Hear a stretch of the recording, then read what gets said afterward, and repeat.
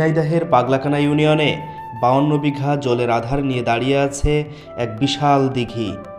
কালের সাক্ষী এই জলাশয়, যা আজও বহন করে চলেছে শত শত বছর আগের এক করুণ অধ্যায়।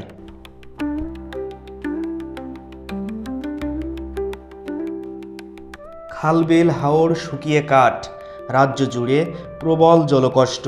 দুশ্চিন্তায় পড়ে যান রাজা, কিভাবে রক্ষা করবেন প্রিয় প্রজাদের। সিদ্ধান্ত নেন বিরাট গভীর এক দিঘি খননের। নিয়োগ দেয়া হয় শত শত শ্রমিক। চলে দিনরাত এক করে খুঁড়াখুড়ি। দীর্ঘদিনের পরিশ্রমের পর সুগভীর আর চারিদিকে প্রশস্ত এক দিঘি খনন করা হয়। কিন্তু গভীর হলেও পানি ওঠে না সেই দিঘি থেকে। হতাশ হয়ে যান রাজা, বেড়ে যায় দুশ্চিন্তা। এমন সময় স্বপ্ন দেখেন, রানী যদি পুকুরের তলদেশে নেমে পূজা দেন তবেই উঠবে জল। স্বপ্নের কথা জেনে পরদিন সকাল থেকেই পূজার সামগ্রী নিয়ে দিঘির পাড়ে যান রানী। নেমে যান দিঘির তলদেশে। পূজা শুরু হতেই সবাইকে অবাক করে দিয়ে দিঘিতে জল উঠতে শুরু করে। প্রবল বেগে জল আসতে থাকে। তবে পূজা শেষ না করে ওঠেননি রানী। জল ওঠা দেখে আনন্দে কারো খেয়ালই ছিল না রানী উপরে উঠতে পেরেছিলেন কিনা।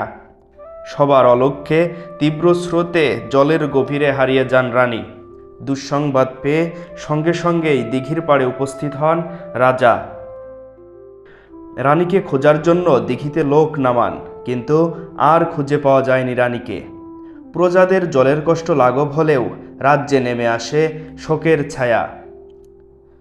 রূপকথাকেও হার মানানো এই লোককথা যে দিঘিকে ঘিরে, তার নাম ঢোল সমুদ্র দিঘি। দর্শক, ছুটির দিনে বিভিন্ন প্রান্ত থেকে মানুষ ঘুরতে আসেন এই ঢোল সমুদ্র দিঘিতে।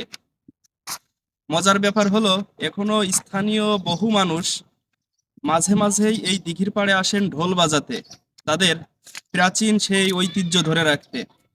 কেউ কেউ আসেন প্রকৃতির নিস্তব্ধতা অনুভব করতে। এই ঢোল সমুদ্র দিঘি হয়ে উঠেছে স্থানীয় পর্যটনের অন্যতম সম্ভাবনাময় কেন্দ্র।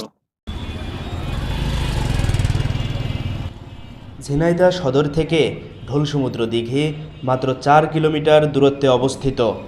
ঝিনাইদহের পায়রা চত্বর বা যে কোনো স্থান থেকে সিএনজি, ইজিবাইক বা রিক্সা করে খুব সহজেই পৌঁছতে পারেন ঐতিহাসিক ঢোল সমুদ্র দিঘিতে।